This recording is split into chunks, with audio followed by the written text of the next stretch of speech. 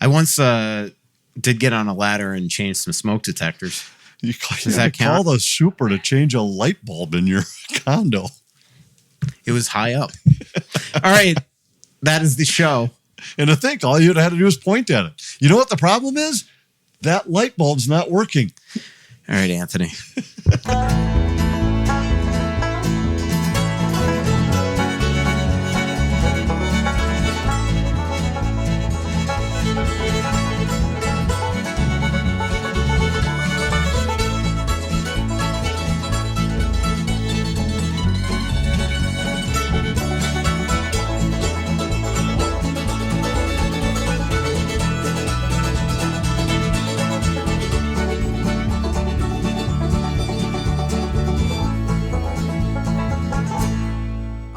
Welcome back to Worst Seats in the House. Mike Russo, Anthony LaPanta, coming to you in between games 2 and 3 of a 3-game wild road trip that continues on to Chicago on Wednesday night.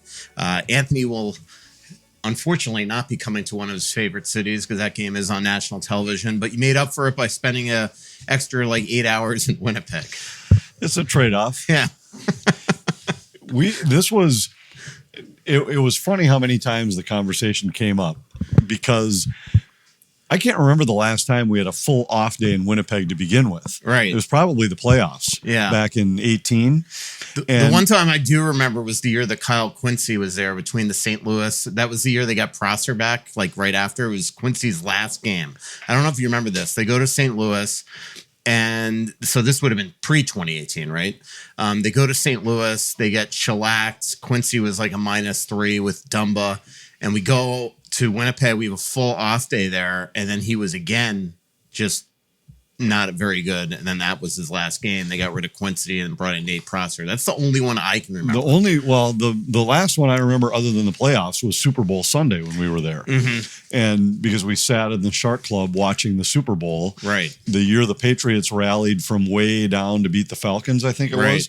And the players were all sitting upstairs at the Shark Club watching the game there. That was the last one I could remember, but most of the time we're either second to back-to-backs or we're starting a trip by heading up there where we've had an off night. But we had a full off day there, and there's just nothing to do in Winnipeg. So it was a day where you were just desperately trying to find things to waste time doing. And here's an example: was I had done all my game prep, I had gotten a workout, I had had lunch. So I jumped in a cab and went out to the Polo Park Mall. Just figured I'll bum around the mall for a while. I bummed around the mall as long as I could, and I looked at my watch, and it was 4 p.m, and I was like, I have nothing left that I can do. So I decided to walk home from the mall. It's 3.5 miles, but I thought, well, at least that'll kill an hour and a half instead of 15 minutes in an Uber. And so I walked back from the mall, and that got me at least close enough to dinner time where I felt like, all right, I can go to a sports bar and watch hockey and start my night. But then last night it was supposed to be a great evening coming home because we were going to get home at a reasonable hour. Right. Game was at 3 p.m. We're going to be home in our own houses by 9, maybe 9:30 at the latest. And instead, I think I hit the sheets at 3 a.m. after we had to wait for a new plane to come. So did you clear customs and find out the plane was... Yeah, we were on the plane already. We had already eaten. Wow. And then we were... All of a sudden, the pilot came on and said, well, we're going to try and reboot the plane and see if that works. And it didn't. So then off the plane, onto buses, drove into a local sports bar, Earl's, and watched some Monday Night Football, had a few drinks, had some food, and then back on buses when the new plane arrived. And I think we left about 1 a.m. And you had to clear customs again, right? Had to clear customs here. We hadn't gone through customs up there. We had just gone through security. Customs was happening when we got back to St. Paul. And it was just it was a long day and a late night in a city that everybody the day before was already looking at each other like, what can we do in this town? And then all of a sudden it got extended even further. So there's bigger problems you could have, but it was a really late night. In the meantime, the Wild won their 5th game in a row. They're now 9-1-1 this month, which is a league best. Colorado, which comes to town here on Friday, which, by the way, is Black Friday, Anthony, the day before Cyber Saturday. They come downtown Friday, so that'll be fun because Colorado's absolutely on fire as well. They're 9-1 this month. And then what's the point streak at now? 7 or 8? 7-0-1. Yeah, 7-0-1, which coincides with Matt Zuccarello coming back to the lineup. But right now, the way this team is defending, it is just impeccable. But it's, yesterday was a game. We've talked a lot how they really haven't needed goalies to steal a game. I don't think that you could say that Wallstedt stole the game, but man, did he make some great saves. He did, and it's similar to what we had talked about during the stretch just prior to this run for the Wild, where they were 1-5-3 and said, it isn't like you'd point to the goalies and say they lost them that game, that that goal was soft or that, but the opposition goaltender was just a little bit better every night. It's been the reverse during this run. I don't think there have been very many games where you'd say the Wild goaltender stole the game, but there's been a lot where the Wild goalie's been better than the opponent's goalie. Mm-hmm. And as was the case in both of these games on the trip, when you look at their numbers, it's really amazing. They're 7-0-1, and they've only got up 9 goals in the 8 games and had the absurd stretch without a 5-on-5 goal against. If you throw out the one loss during the stretch, which was the 2-1 overtime loss against San Jose, when the Sharks scored 2 on, I think they had either 16 or 18 shots in the game, not very many. Remember, that was the night Celebrini had 3% expected goals for during the game and wound up being a part of the winner. But if you throw out that game, the Wild goaltender save percentages during this run is like 96.8. I mean, they're scoring on 3.2% of their shots. It's crazy. Imagine how many shots you'd have to get to stay in games at that rate. Wild haven't had a deficit in 480 minutes. That's 8 games. Absolutely. So remember early in the year when we had talked about it, had a couple of graphics. There was a point, I don't remember how many games in, but at that point, maybe 8-10 games into the season, Boston was the only team that trailed. I think it was the Ducks at that, or no, it was Boston at that time, that they were the only team that had spent more time trailing than the Wild. Now the Wild are 4th in the league in minutes spent ahead. So and think about that includes the bad stretch. So, and that was 4th going into the Winnipeg game. So now I'm sure they're even higher up than that. Because I saw your chart going into that game, and they were Winnipeg was 2 and Minnesota was 4, and the Wild were the only one that played with the lead, obviously, in that game. It's crazy. Our next live show is December 15th, 7 p.m. at Tuttle, so come on out for that. Very exciting show today because Margo is going to make her podcast debut during here. We're going to get to the bottom of who diagnosed the subwoofer. So well, that'll actually, be exciting. You know what? We should talk about that because come on over, Margo. It was your birthday yesterday. So because of the fact that you quote fixed our basement. Right now, how you fixed it was by pointing at the cupboard and saying the sound's coming from there. Right. So, but I'm just saying, if you. By the way, Margo is disagreeing with him as we're talking. No, she's not. She doesn't disagree with this. So let's just say, for example, that you had your car wasn't working. And you pop open the hood and you point and say, "Oh, it's coming from there." Does that mean you fixed it? It is very different when you call the day before XL Energy to have them actually come out to look at it. I just walked in here. I told you right now your fridge is broken. Right. So that's what I'm saying. Maybe you should go over right now and just point at our fridge because we just had to replace the refrigerator. Yeah. So does that mean you fixed our fridge? All right, Margo, because come you here, pointed at it and said that it didn't work? Here we go, Margo. Speak into the mic. You got to come close to the mic. No one cares about the story anymore. I know that, but I will say you came over, we had a problem, and you identified the problem, and therefore it was fixed. Right. So identifying the problem is way different than fixing the problem. But the point is that you guys were about to call Aquarius Home Services. No, we weren't. You wanted us to call Aquarius Home Services. I said no. I wasn't going to do anything. Something to be done. Right. Yes. And then Russo right. did So something. you guys are are contradicting your own story. I didn't want to call anybody because that's all I needed was Margo. Everybody, I just needed Margo to yell at you in front of everybody. Right. That's and all that happens all the time. But I'm saying that you have to understand the difference between pointing at something and saying that's what doesn't work. And in order to fix it. You had a utility company come on out to figure out what the noise was. No, I called them to ask them if it was related. All you had to do was walk downstairs and open that cupboard, and you would have. And if you open the cupboard, was it fixed? It was fixed after Margo almost got electrocuted. I fixed it. Margo almost got electrocuted. If you can tell me what it was that was making the noise, and then what had to happen for it blown. It wasn't blown. It just had to be. It had to be fixed, which I fixed it. Right. You pointed at it. I fixed it. All right. After 2 weeks of it making noise, where you're having utility companies come on out. It was sporadically for 2 months. All right. Let's get back to the goaltending. Yeah. In all honesty, though, man, Jesper Wallstedt. If you think about coming into the season, they give Gus the big contract because they weren't positive exactly what they had in Wally. And you and I kind of made a flippant comment last week that, it's the difference between playing behind an NHL blue line and an AHL blue line. I think there's a lot of reality to that. But this kid is so confident right now. And they've got 2 goalies playing on top of their game. To the point, by the way, that when do you ever see goaltenders get shutouts and not start the next game? This is probably going to be the 4th time of the 5 coming up. Where the guy didn't play the next game. Because I would Gus assume had the shutout on opening night and played the next game. Right. And then the everyone since then, the guys had a shutout and not made the next And we've got to assume Gus is going to start in Chicago. I would assume so. And I think right now, John Hines is just going to start alternating. Yeah. And why wouldn't you? And you've set the precedent too, because Wally had a shutout. He didn't get the next start. Mm-hmm. Gus had a shutout. He didn't get the next start. Right. Wallstedt has a shutout. He didn't get the next start. So now you've established that this is just what we expect for these guys. And I mean, it really is amazing. They have 5 shutouts. No other team in the league has more than 3. There were only 4 goalies who have 2 or more, and the Wild have 2 of those 4 goalies. And I think in most of these cases, though, even going back to Gus on opening night, he didn't have to be great. He was barely tested.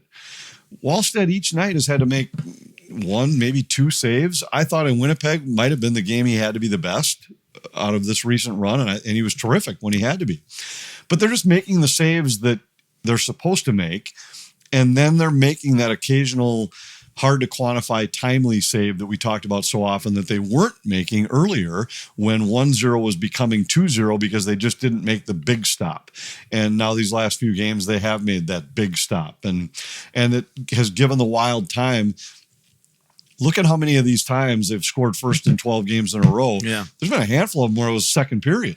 And you had to get some saves early to get you to that point. Then there's been a bunch of these games where when it was 1-0, the Wild couldn't get the second goal. Mm-hmm. And the big saves that happened during that time to keep the lead intact have been significant.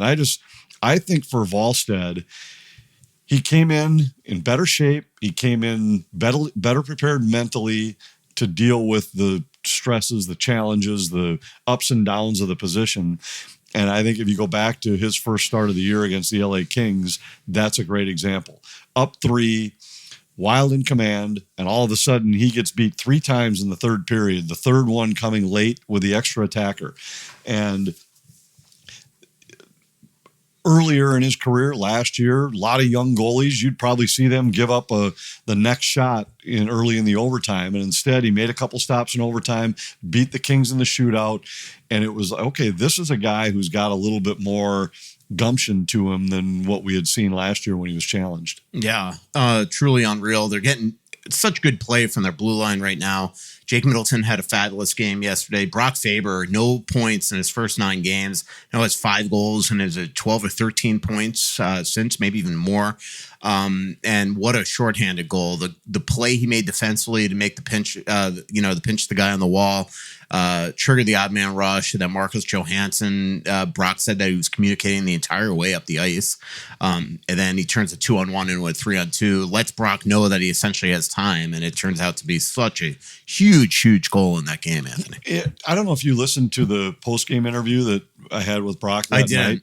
And I asked him about his game trending the way it's been trending. And what I think is amazing is it was right after he called himself out after the game against Utah where he was not very good. And at that point, 9 games into the season, he didn't have a point. Was a -7 player, had been a -2 that night, had been responsible for a couple of the Utah goals in what was a bad loss for the Wild. And from the next night on, he had 3 assists the next night in the game against San Jose, looked like a totally different player. And since that time, he's a +6, 13 points in 14 games now. But I asked him about it, and he said, you know what?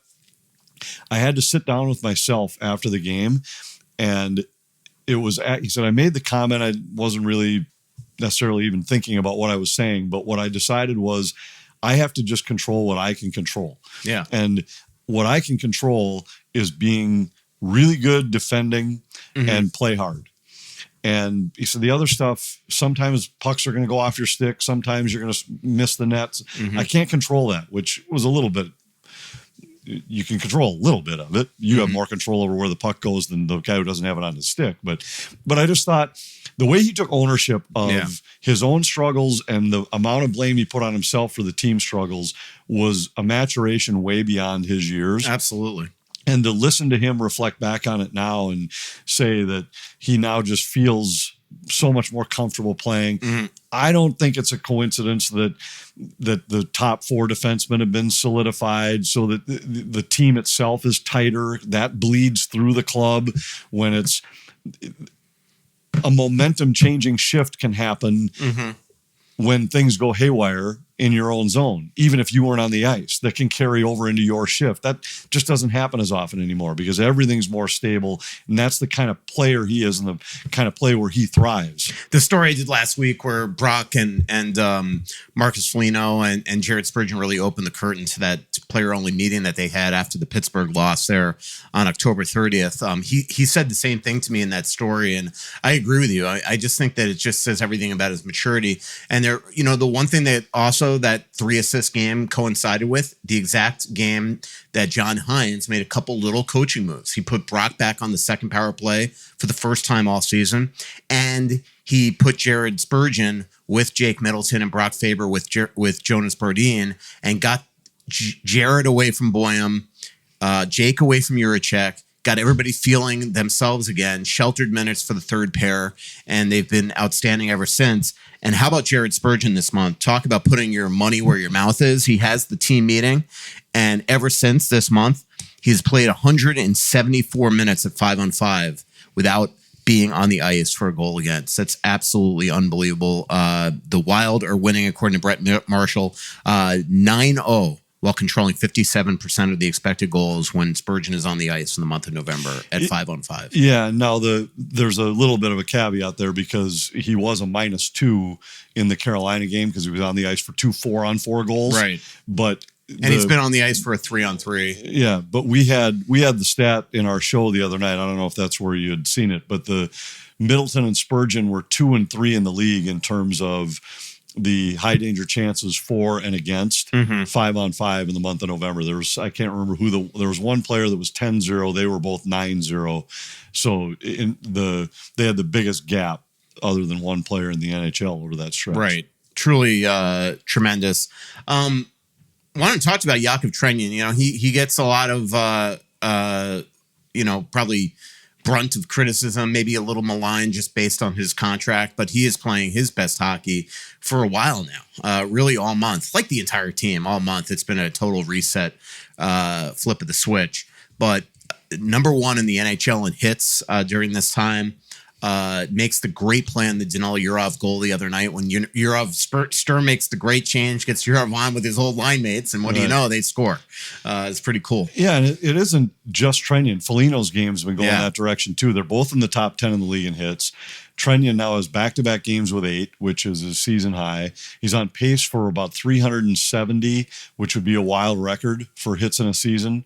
They've only had, and that was when this is a team that had Cal Clutterbuck, right? once, And it was Clutterbuck he did it 3 times. I think he's the only Wild player ever to have more than 300, and he had 3 years of that. But I think Trenyon's game's been great, but I think it's an example of what we say so often with all these guys, and it was the theme of that meeting was control what you can control and be the player that you're supposed to be. And that's what that line has embraced, whether it's been with Urov between them or Sturm the other night.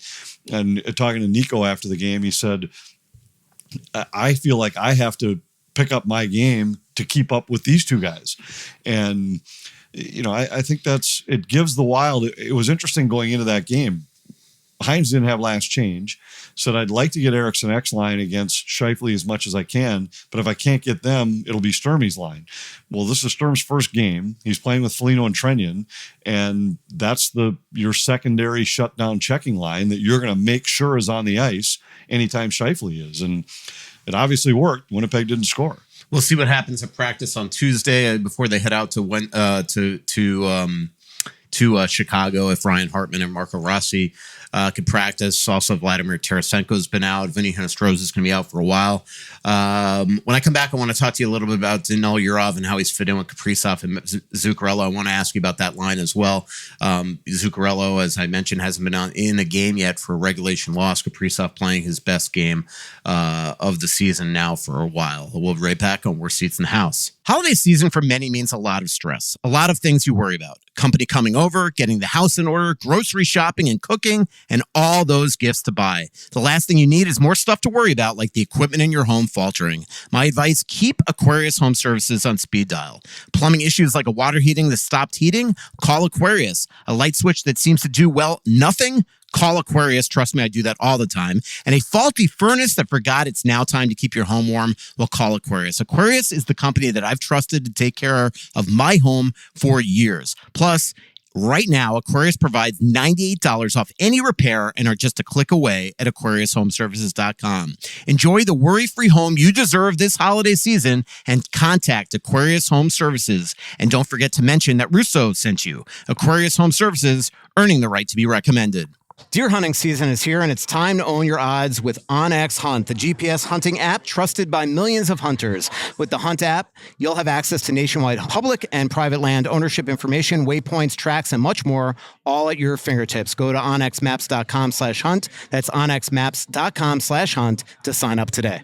Hey, Mark Rosen here for Stretch Lab. I had my introductory first stretch when I was visiting my relatives in New Jersey. I went to the local Stretch Lab there for my 50-minute session. I felt so good afterwards. And when I came back, I immediately called that Stretch Lab in Eden Prairie. They have locations all over the Twin Cities where my nephew first signed up. I've been hooked ever since. There are locations I mentioned throughout the Twin City area, but I stuck with my Tuesday morning appointment with Jason to get my 50-minute stretch in as part of my schedule. It's like a meditation session. He stretches out my legs, my hips, my back, my neck, my traps, all of it. And I take some deep breaths and I feel like a new man every single time I leave. My nephew's in his late 20s. I'm a little bit older, but it doesn't matter. Stretching is so important in our daily routine. Having an expert do the work is the only way to go. My advice, give Stretch Lab a chance to improve your overall health. Check out a location near you.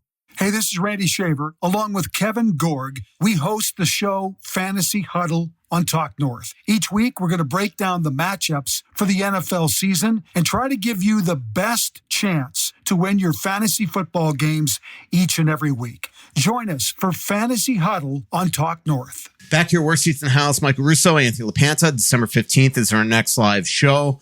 That's at 7 p.m. at Tuttle's. It was a productive first quarter of the show, Anthony, because Margo came on and confirmed the subwoofer story. So that was fun. Danil Urov, this guy's still living in a hotel here in the Twin Cities.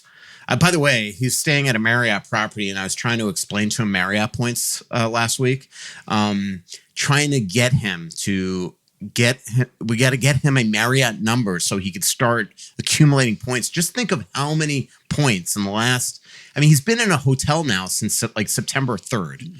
How many points would that be? That'd get him like unbelievable amount. He'd go to Hawaii for entire next summer for free. He'd just have to start traveling during the summer by himself because he has all He's these got- Marriott he's got points his- that he can't waste. No, he's got a significant other, and those things don't expire. But they, He's got to get it.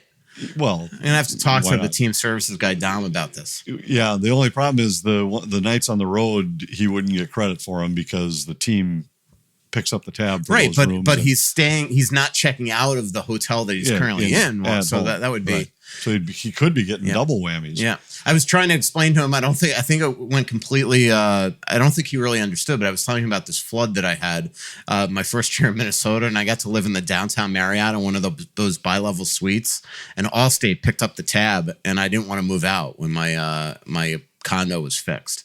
So I was trying to explain to him Marriott points, but it didn't seem to be. Then Matt Benz came over and tried to who's the assistant equipment manager, and tried to tell him that Marriott points lead to nothing. I'm like, what are you talking about? Anyway, but Yurov just fitting in really well there. I think we both had our little doubts on how this would work at the very start, but look, he scored a couple times now. And what I love about the kid is that he doesn't change his game. He's still a great two-way player. The play that he made on the third goal the other night, he gets the quote-unquote third assist on that Kaprizov goal. That is elite veteran move that he made along the wall, sort of a quote-unquote defensive play in the offensive zone to help spur that turnover. Yeah, I think he's been great. And it's not easy jumping into. A lot of people just look at it and say, well, now you're playing with Kaprizov and Zuccarello. That's easy. It's not. And I think his game's been good. We were wondering if you would see some flashes of offense that we haven't seen from him yet. And I think these last couple of games we actually have, where he's made a couple plays, and it isn't just an assist because you happen to be on the ice and touch the puck before a big play was made by somebody else. He's been involved in these scoring plays, and I think it's been a great sign for him. Not to say that he's going to hold this spot when everybody's healthy, but he's certainly shown that he's capable and worthy of opportunity if opportunity presents. Yeah, I found it. I found it pretty cool. Like the other night, he scores a goal, and you would have thought he scored 200 goals in the NHL. Like there was no reaction. It was just like part of business, and that's a good sign because he is a elite player, and obviously Jared Spurgeon felt that after the game, gave him the hero of the game hat. Team, as I mentioned, doesn't have regulation loss in the 8 games, and Matt Zuccarello has been back in the lineup. And I think because of his age, Anthony, a lot of people just kind of poo-pooed, sort of rolled their eyes on the fact that during that dry spell in the month of October, we're all just using him as the excuse. But I think he's showing just how pivotal, one, he is to this lineup, 2, to Kirill Kaprizov's overall demeanor, having him in the lineup, and 3, just what it meant to getting, guys in the right place. Especially Boldy and Kaprizov, if you play on the same line together, it's just so easy to just take your top checking line, your top 2 defensemen, and try to just focus on checking them, and then try to make sure that you don't get beat by the other guys. Yeah, and I mean that we had this debate right before this hot streak started, and actually, I think one of the nights you had said, you got to put those 2 guys together because nobody can score, and I said it doesn't do any good if you put those 2 guys together. Even if they do score, they're not going to score enough to be sustainable. You have to have 2 lines going. And by bringing Zuccarello back, now it allows Johansson to play with Boldy and Ek, which has been as good a line as there's been in the NHL. It pushes Foligno down a spot. It made the whole lineup make sense. And his leadership, his spark, his energy is also a part of it that can't be overstated. That this team missed that. And it's, even when you're around at the rink, it's different when you're not on the ice and you're not playing. And that, his humor, his wisecracks, all of that is very evident. Every bus ride, every plane ride, every skate, you can see it. So the other night we asked for him in Pittsburgh, and he ducked his head in when we were talking. We were talking like Eriksson or Boldy, so he was like, he went back, to finish getting ready for the bus. And then the locker room closed, and we're waiting for John Hines. And Zuki is outside the locker room talking with Spurgeon and a couple teammates, probably about Vinny Hinostroza, to figure out what was going on. And then Zuki just looks down to us and he goes, "Talk to my people." You know, like in other words, like talk to his PR team about, you know, potentially. And then he's just like, call me for a quote. Like the guy is, he's just funny. And what I find funny about him is that like he almost rather talk after losses than wins. Like what player is like that? You know, like, where he's like the spokesman after a loss to just rip them to shreds. But if they win, if he wants no credit about it. If you interview him after a win, he's usually self-deprecating, you know. So I don't know. It's really been impressive to see just the way that he's played, and it makes you realize that. I mean, they're probably, if he wants to play next season, you got to re-sign him. You know, one for Kirill, but two, the guy could still play. There's no question, and obviously there's a lot that you have to figure out what else you have in your lineup. But I think, and I have a feeling that if Zuccarello is going to continue to play, he'd just as soon it be here. Well, Kirill will make him. Right. And I'm not saying that means he's going to take a half price contract here, but this is one of those spots where I would say if both sides want it to work, it will work quickly and easily. Yeah, absolutely. Another one, Marcus Johansson points in 17 of 23 games this year. He has 19 points in 20. What is it now? 19 and 23. And the last time he came back to the Wild, he had 18 and 20, and they gave him a 2-year extension. So I joked on X the other day about that. So what do you think, Anthony? Well, think they're going to, after July 1, give him a 3-year extension or something? No, but I do think that if nothing changes, he's not going to continue at this pace. He's not going to score 75 points this year. But see, now I'm on the other side. I think he is. I mean, I think he might have a career high. Yeah, which if he doesn't have a career high, it'd be shocking at this point. Yeah, I mean, he's going to be close. Yeah, his career high is 58, and I think that he's going to be really close to that by the time this year is done. But if it's me, there is no way that I wouldn't go back to him. I don't know that I'd go past a year, but I would 100% be going to him saying, "We'd love to bring you back for another year." Yeah. And as they were hoping this year that he'd be a third or fourth line guy, you'd be going into it with that. Like, let's hope you're a third or fourth line guy, but we've seen and you've proven that if somebody goes down above you in the lineup, that you still are capable of producing in that spot. Yeah, if they do come back to him, I can't imagine you would take 800 though. I could tell you that not 800. Yeah, I could tell you. I've talked to his agent about this. Like he could have made more in Sweden this year, and he wanted to come back. Right, but to this team. let's just say the Wild are going to get. If they're going to give him a year, I don't know what the number is, and I hate even guessing at this kind of stuff. But let's say they give him $1.5 million or somewhere around there. If some other team came and said, "Well, we'll give you 2 years," that's something you'd have to consider. But he'd come back here. I have a feeling that he might. Yeah. Like, and actually, that's essentially what his agent told me, is that he could have gone to other teams for way more money than he was getting here. But he was either going back to Sweden or he wanted to re-sign with the Wild. And he came back to the Wild. He got his 1,000th game, but he continues to play at a tremendously high level. The only way, to me, he doesn't get his career high, Anthony, is one, injury, but two, if they go out and get that top six winger that drops him down. But let's even say you go get a top 6 winger. Yeah. Do you really want to break up Eriksson, Boldy, and Johansson right now? I mean, if they keep playing the way they're playing, even if you go out and get a guy who, let's say it's a top 6 guy, and I have no idea who might be on the market right now. I know you've been talking about a few names, but if you bring one of those guys in, do you really want to disrupt that line right now? Yeah. There's no way I would touch that line. How about Mikko Rantanen lately, to switch topics?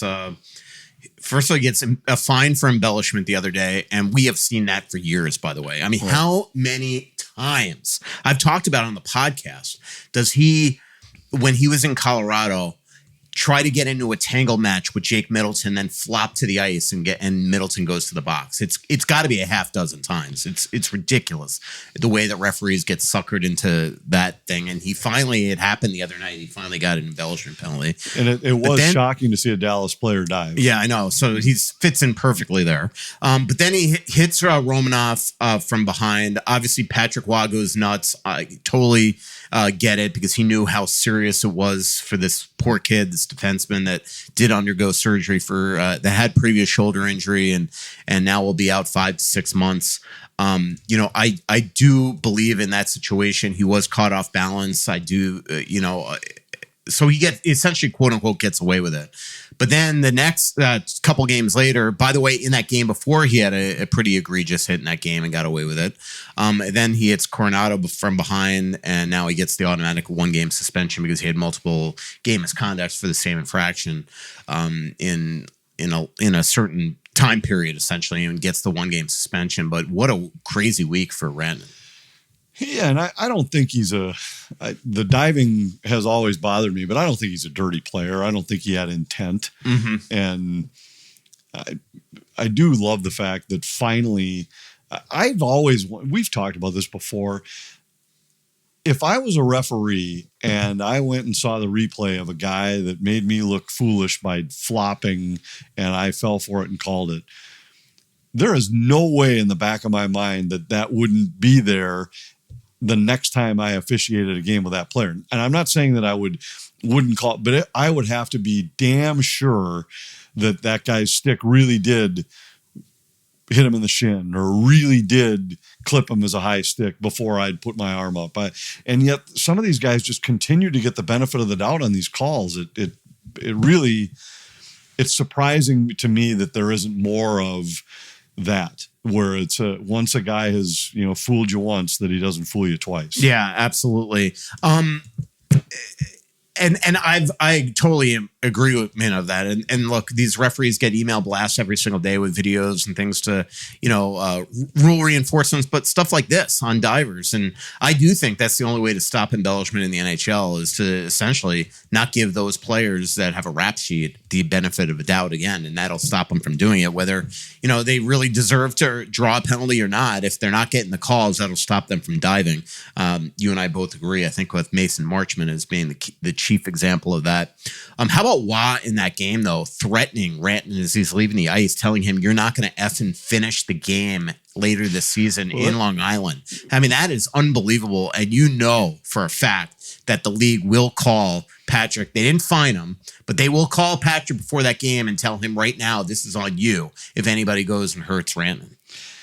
Yeah, I mean, look, players they're not going to listen to their coach and when he's screaming, like they know he's lost his mind in the moment. I don't think it was going to get to that, but I loved the way you responded with you sent me a screen capture of a tweet where he had started a press conference when you weren't there. Yeah, 2015. In 2015, talking about, I don't even remember what it was. So Jared Spurgeon got hit from behind. I showed this to Spurgeon, and Spurgeon just shows you that when you're on the other end of it, it's of the hit, it doesn't matter. But at the end, so the Wild played the Avs like twice in a week. And the game before in Colorado, if you remember, Anthony, was a blowout. And with 3 seconds left, McLeod hit Spurgeon from behind. So I wrote a column about it. Nowhere in there did I advocate the Wild going after Cody McLeod. And by the way, Cody now works for the Wild, so this is a little awkward. But then Patrick opens the press conference before the rematch in 2015 saying that he read my article in the Strib and that it was absolutely ridiculous. And at the end of it, he goes, I would say this is garbage. And I hope this guy meaning me, has good lawyers, because if something happens to Cody today, if I was his agent, I would not be nervous to give him a call.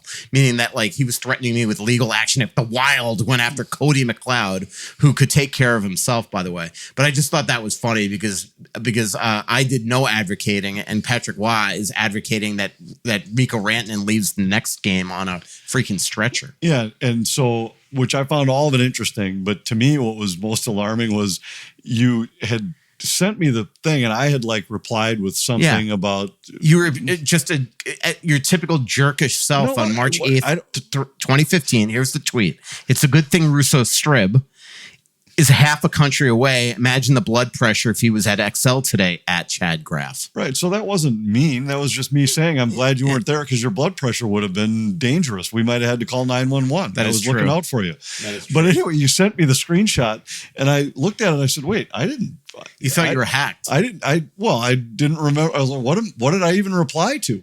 And then he follows up with the 2015. And I said, so you're finding a tweet from me 10 years ago? I mean, no wonder you average 16 hours a day of screen time on your phone. What happened was I found this tweet because I wanted to show the hypocrisy with Patrick Waugh.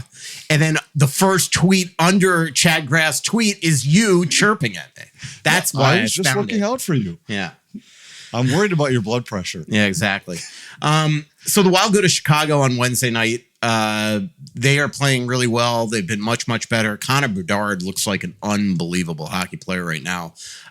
Pace to his game, scoring. Him and Celebrini have been terrific. What do you expect in that game? And have you, by the way, I know that you're not doing the game, so you probably aren't putting charts together, but I can't even remember. Has Bedard scored against the Wild yet in his career? I'm not sure, but I don't think he has during the regular season. But it wouldn't be a playoff. Well, preseason. I mean, we've seen him a bunch. Yeah. But I think what I'll be interested to see is, and we always talk early in the season like this about what you're watching. Is it sustainable or not? Is it real or not? And I wonder with Chicago. And Bedard he does have points against the Wild, 4 points in 6 games. Any goals though? 1 goal. Okay. But it was on the last homestand. And remember, we were sitting, it was when the stretch for the Wild was really starting. And it was the game they were going to play the Ducks. So they had, at that point, they had beaten Calgary, then they had lost to San Jose. They were playing the Ducks because remember, we were sitting chatting with our old friend John Stroh about the Ducks. And he was asking about, are the Wild a playoff team? And of course, you said no chance, and I said, of course they are. No, that's not how it was. It's 100% how it is. Oh my God, man! 100%. I wish Gorg was here. But the last time you were asked this by Gorg, you were not convinced. No, I said, the Wild. Oh my God! We'll call Strohs when the show's over. We're going to call Gorg. I said, without a doubt, the Wild are a playoff team, and he said, I hope so, but I don't see it. And I said, well, I got to tell you, I don't see it with the Ducks. I think because everybody was talking about how great they were, how fast they were, Leo Carlson. I said, I just don't see it. To me, I look at the Sharks, the Blackhawks, and the Ducks the same way. That there are three teams right now that were the results they were getting by far outweighed the quality of their play, and we saw it on that stand. Even though the Sharks won the game in overtime, the Wild were clearly the better team on the ice, and then we saw it when the Sharks left town. They're better than I thought they were going to be this year, but they're still not ready to be a contender. And the same with the Ducks. I just think I don't know if I agree with you on Anaheim. First of all, that division is so much different than the one that we're in. No question. And I mean, like right now, the Ducks are 4th best in the league. The Wild are 13th. You're talking about overall points, yeah, right? But points percentage, not overall points percentage. But I just don't see it yet. I mean, and about the time they were here, we saw a team. I think what will happen when all of a sudden the games. You wait till, and you've seen this before, year after year after year. You get out of like the holiday break, and maybe even as you move out of the Olympic break, and all of a sudden, the veteran, bigger, heavier teams start to lean on you a little bit. Right now, there's some really good teams that you get the feel when you watch them, they're kind of going through the motions. But the difference with the Ducks, Anthony, that's different than some of these other teams you're talking about is that they have Chris Kreider, Jacob Trouba, Alex Killorn, Ryan Strome. They have good veterans. They do, but I don't like their team defense. And I just don't see a team, when you look at teams that are overachieving from their expectations at the margins that they are. And right now, well, I shouldn't say right now because it was before this last road trip, the last time I looked it up. The teams that were exceeding their goal differential by the widest margin in the NHL were the Blackhawks, and then the Sharks and Ducks were 3 and 4. And that just doesn't continue. The Blackhawks are like 22 goals better than what their expectations say they should be. And the Ducks and Sharks were both around 10. Yeah. That evens out over the course of the year. No, and so I do think the Ducks and the Blackhawks are different. They are different. Yep. But I'll be curious to see the Hawks because they've been getting such great goaltending this year that they've been winning a lot more often than what you'd think. The one reason why I think the Ducks have a better chance to maintain what they're doing And it's their division, not meaning that they have a chance to make the playoffs, but they play those teams a bunch. And that division is mediocre at best. Where you look at the Central, and if you're the Hawks, I mean, now you're going to be running into, I don't know who they only play 3 times, but you play most of these teams 4 times. Colorado, Dallas, Winnipeg, Minnesota. You play those teams 4 times, where the Ducks are getting Vancouver and San Jose and Seattle 4 times. That's a big difference. And so the Ducks might maintain it and sneak into the playoffs, but I just think there's a big difference between how those teams have started and where they're likely to finish. And we'll get another look at one of them in Chicago. They've already started to slip from where they were even 2 weeks ago, but they've been better than what I thought they were going to be. It'll be interesting to watch as they go head to head with a Wild club that's right on top of this the game Avalanche right now. team is just a wagon right now. 16-1-5, a goal differential of plus 38, 841 points percentage, and then the rest of the league, essentially. Carolina's second in the league at 682, so almost 150 points less. Then Dallas, tied with Carolina in 682, then Anaheim at 659, Vegas 643, Wild 13th at 609. Well, and what I think is amazing about Colorado is that when the winning streak they're on right now, they've won 9 in a row. Prior to that, they had won 7 games and lost 6. Yeah. With all but those they just lost losses. 5 in overtime. They were 7-1-5. But think about that: 13 games, they had won 7 and lost 6. Yeah. And now all of a sudden they're on this unbelievable roll. And during the 9-game win streak, I think they've outscored their opponents something like 50-15 or something like that, and just running people over.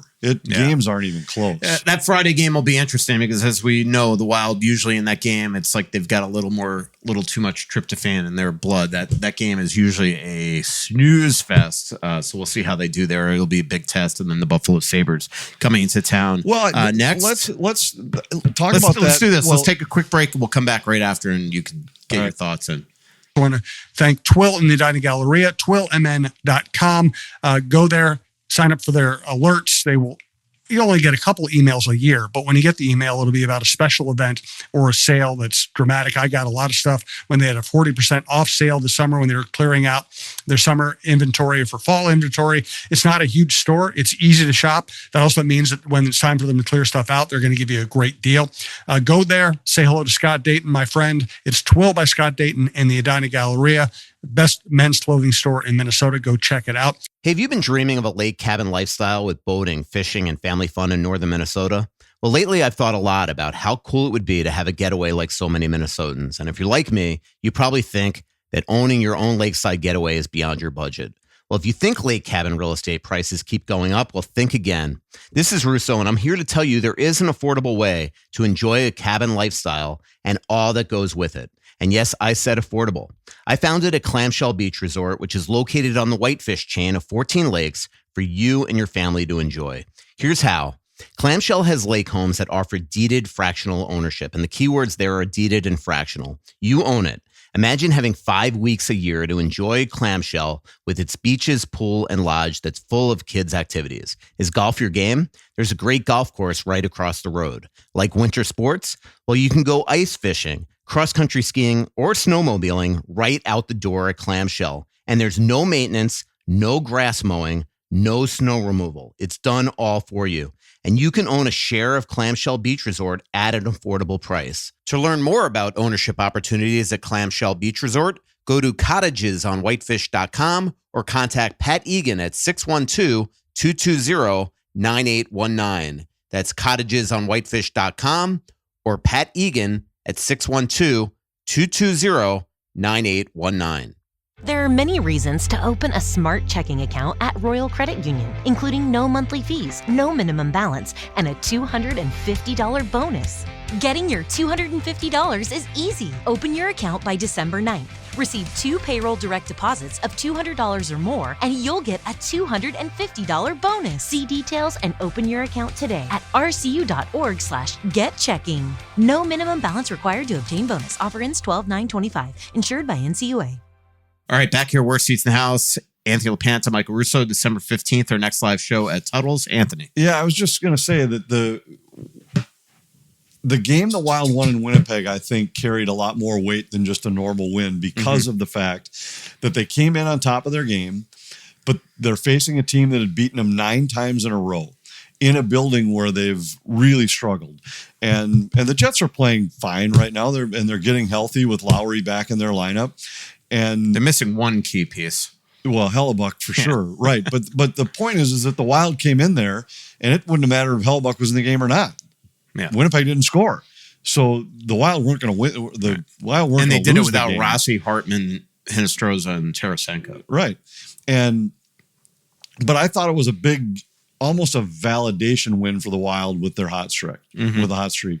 And that Colorado game has kind of that same feel to me. Absolutely. Where it's, all right, you're 9-1-1, or let's say they beat Chicago on Wednesday night. You're 10-1-1 in your last 12, haven't made up any ground because the team you're chasing has won 9 in a row during the same stretch. But now this is the test. And so I think, yes, normally that's a little bit of a slow moving game. I wouldn't be surprised if that one looked a little different because you also know, I mean, Colorado, they are well aware of what they're up against with a Wild club too. When Minnesota's been on top of their game for the better part of a decade, they've been one of the better clubs against Colorado. They've given them trouble over the years. I know not in the last 2 years. It feels like every time the Wild face them, McKinnon comes in here and dominates the game. But I think it's a big measuring stick game early in the season. How about McCarr right now? Oh my Lord, has he been great? I did want to just briefly talk about Jackson Blake. Man, what a player. We got to see him last week. He is just a bulldog. Yeah, I didn't know. Obviously, he had it's funny. Last year, I'm trying to come up with the best way to say this, but he was in the Rookie of the Year candidate. But they kept on doing the paper moves with him. They sent him down every day. In fact, one big reason why the NHL right now, it's basically the Jackson Blake rule. One big reason why the NHL has, quote unquote, remedied this situation where now a player, when he's sent to the minors, has to play one game in the minors before being recalled back up is because of what Carolina did all last year with Jackson Blake. They sent him down it felt like 50 times. But he comes here the other day. He plays on a line with Nikolai Ehlers and Stankoven. And that line, that was as dominant of a performance that we've seen by a line against the Wild this season. It was unreal. Really, that whole Carolina team that night was so good. They had the puck for the last 40 minutes of the game. And the Wild scored on that Zuccarello breakaway early in the second, and from that point to the shootout, I'm not sure they touched the puck. Yeah, it's crazy. But as Matt Boldy said after the game, nobody's going to remember in April if that they played bad if they make the playoffs. You want to take Twitter questions, or does Vinny have anything? You know what? I forgot to tell Vinny we were recording a podcast. I'm sure he has thoughts. Margo, how about you come back for the last 15 minutes of the show? That was fun.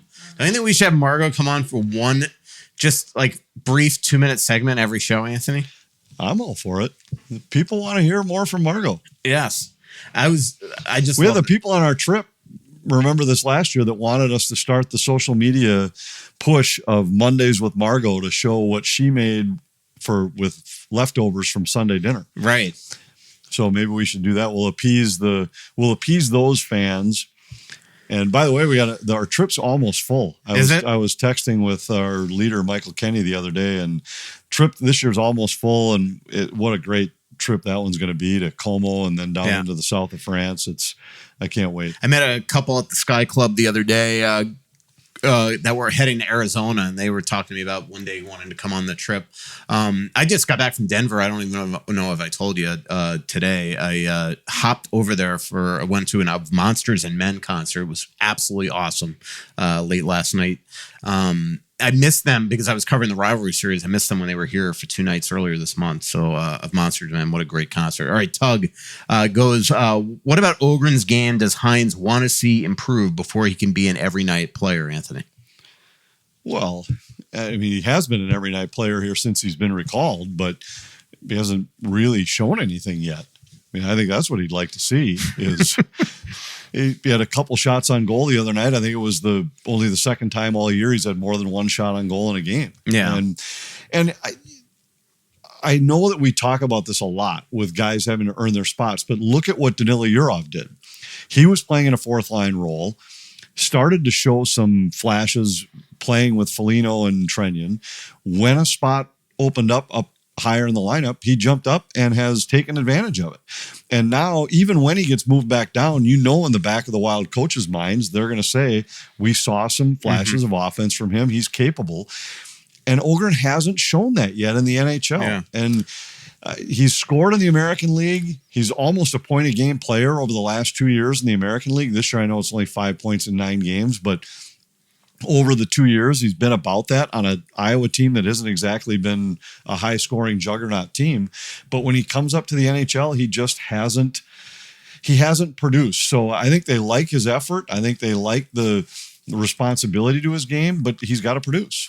It is pretty, like, the one thing I will say is I reported a couple of weeks ago that I was starting to hear from sources around the league that the Wild were shopping Ryan Hartman a bit, and that could be one thing that continues when Ryan comes back to the lineup, and that could be one way to get Yurov a higher spot in the lineup, because if Rossi and Hartman are back, unless Hartman's going to wing, there's just really one spot. I mean, in the lineup with Eric Snack there, and it's probably on a wing because Nico Sturm's now healthy and going to be your fourth line center. Yeah, and I think they'd be fine with Yurov on the wing, because one of the things when they sat him for those couple of games, 3 weeks ago, one of the things I know that they were really hoping they'd see from him was to bear down more on faceoffs and become a better faceoff guy. He's still under 40%. And if you're going to play with Kaprizov and Zuccarello, that is really tough to have those guys start without the puck 60% of the time, because those are the guys you want over the boards when you have an offensive zone faceoff. And if you got a centerman who 60% of the time is losing the puck and you're back defending or regrouping, that isn't a long-term solution. If I was John Hines, I would say to Nico Sturm, every day after practice, you grab Yurov and you work with him for 20 minutes. That's what I would do. Just give him little tips. All right. Bruce, friend of the show, who comes to a lot of our live shows, goes, Bruce must be a goalie. Why is plus minus not charged to players on the ice during a PK, but it does count against the goalie's goals against average? It's kind of funny. I mean, I can't tell you how many times goalies have said to me, why on earth does 3-on-3 goals against go against our goals against average, and save percentage? And it's a good point. The 3-on-3, I don't disagree with the goalies, because it almost should just be, because if they give up a goal in a shootout, it doesn't count, right? Because you're not playing minutes. But the penalty kill and power play, if you really want to search, you can, to find out goalies 5-on-5 save percentage. Yeah, you can. But you're getting credit for 2 minutes of no goals against when your team's on the power play and you're just standing there leaning on the crossbar. So I know it doesn't balance out giving up a power play goal against when you're shorthanded, but I just think those things all even out over the course of the season, and it's part of the game. Wild Boys 59, where in the Calder conversation would you put Wallstedt at right now? I mean, it's early. I mean, Schaefer's running away with it, I would think, right now. But, I mean, if Wallstedt continues to do this, he's absolutely going to put himself in this conversation. Sure he is eligible.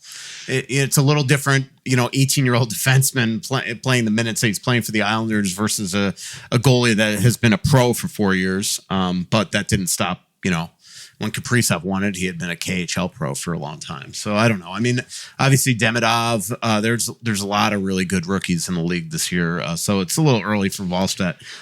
Jared asks, can Yurov on the top line be exhibit A of why young guys don't always have to, quote, outplay the guy ahead of them or earn their spot, according to Panther?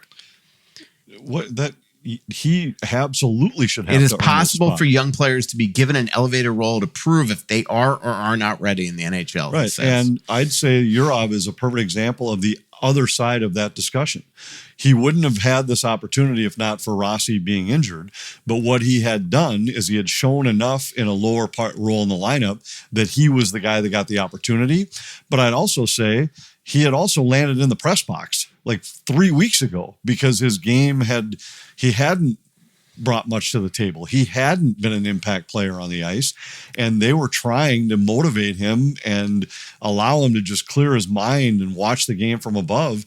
injuries are what brought him back into the lineup. And yeah, I mean, this is a guy with some talent, and the Wild have said all along, they've liked his responsibility. They've liked his game, but just need to see a little bit more. He finally started to show them more.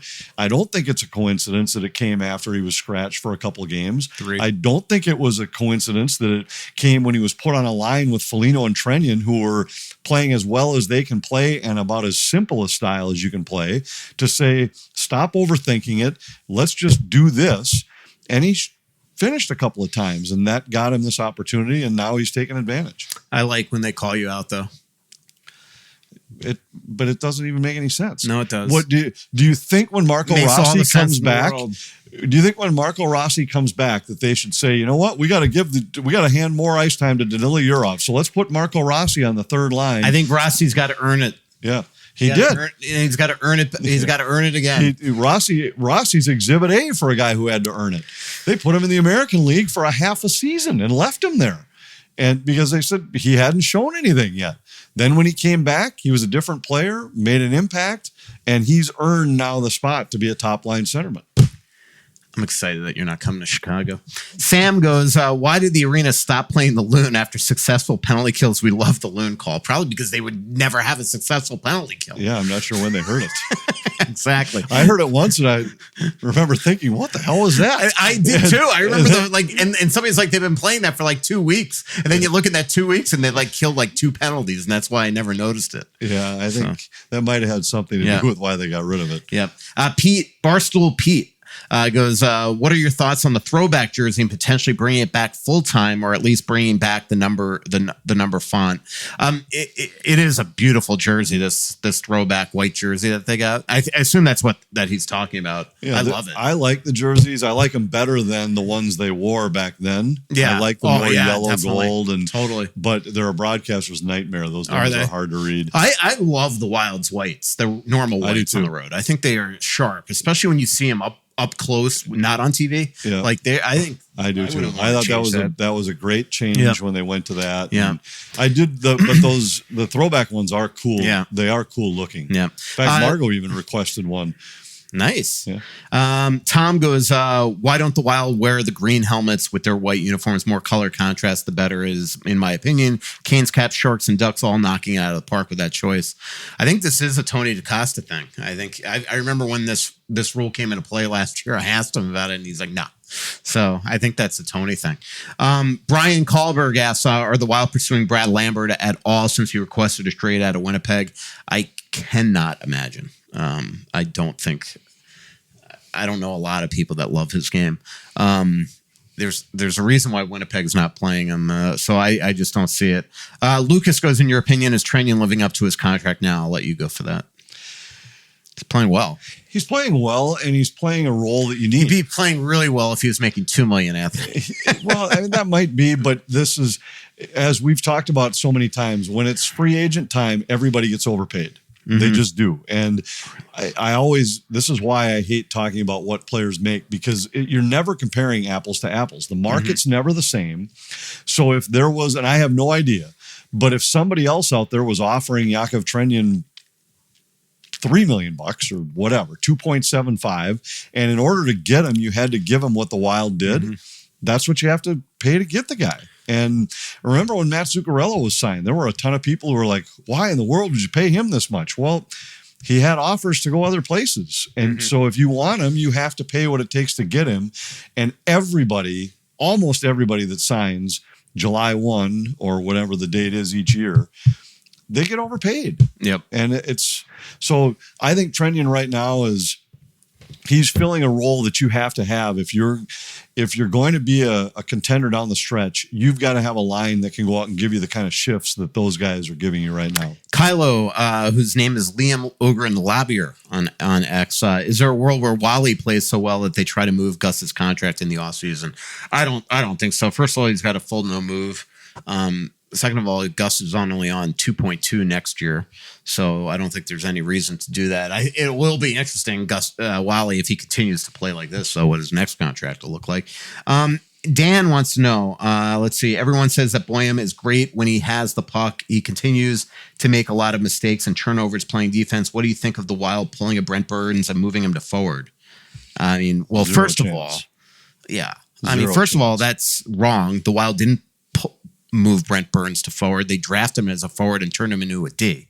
So that's what happened there. So it's the complete opposite. And second of all, you don't take an all-world defenseman at 19 years old, a guy that's been an absolute superstar defenseman growing up, playing in World Juniors in college, and turn him into a forward because of 20 games of him maybe being a little off defensively. And I think he's getting better and better defensively, personally. I think he's getting better. He has a long way to go, as do most players that are at his age.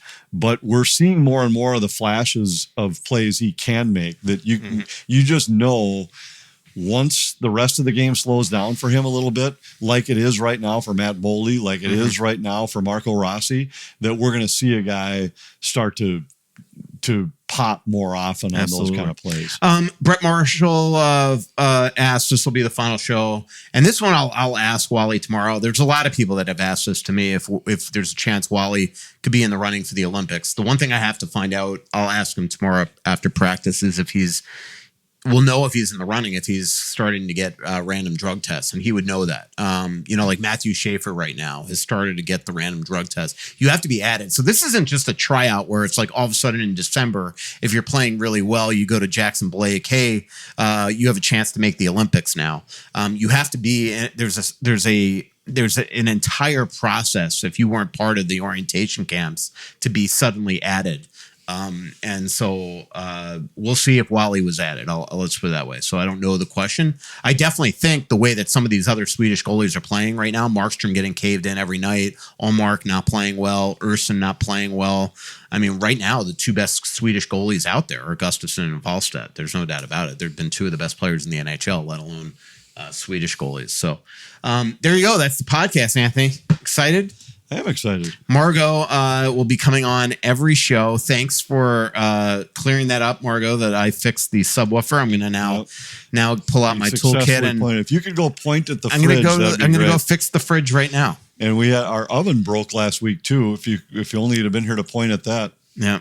What was the story? Remember once I called you guys to have dinner and you guys were at Warner Stallion buying a washer and dryer, right? It seems like you always have appliance issues. Well, we did have to get a washer and dryer. In 15 years, we've had to replace them all, but I don't think that's that abnormal. I also installed 4 ceiling fans and lights in the last week. So wow, if only you could have come over and pointed at those. That would have been fast. I can't even imagine putting up a ceiling fan. How do you even start? Don't you need help? No. But I had to take the 4 down that were up there and put 4 different ones up in the bedrooms upstairs. I would need some help. I once did get on a ladder and change some smoke detectors. Does that count? Call the super to change a light bulb in your condo. It was high up. All right. That is the show. And to think, all you had to do is point at it. You know what the problem is? That light bulb's not working. All right, Anthony. Thanks for everybody for joining the Aquarius Home Services studio live from the LaPanta household where Margo saved the show. Our next live show is December 15th at Tuttle's at 7 p.m. I am in town no days in December between the wild road trips and rivalry series and things like that. Thanks to our sponsors, Aquarius Home Services, your local authorized dealer for Connecticut water treatment systems, Clamshell Beach Resort, Onyx Maps, which is Onyx Hunt and Fish, Twill and the Edina Galleria, Royal Credit Union, and Stretch Lab. Talk to you next week, everybody. So much coming out, there's nothing going in. I know that you feel like you're never gonna win. Oh, but the world